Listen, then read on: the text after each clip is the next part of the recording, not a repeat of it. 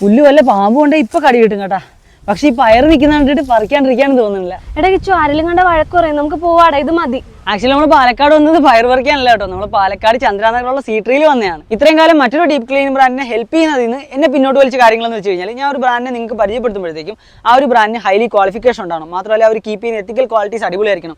അതും മാത്രമല്ല അവർക്ക് അത്യാവശ്യം നല്ല എക്സ്പീരിയൻസ് ഉണ്ടാവണം. അപ്പോൾ നമ്മൾ സീട്രി എന്ന് പറഞ്ഞാൽ ഈ ഒരു ബ്രാൻഡിനെ പരിചയപ്പെട്ടപ്പോഴാണ് മനസ്സിലായത് ഇവർ ഈ ഫീൽഡിൽ 7 വർഷം എക്സ്പീരിയൻസ് ആയിട്ടുള്ള ബ്രാൻഡാണ്.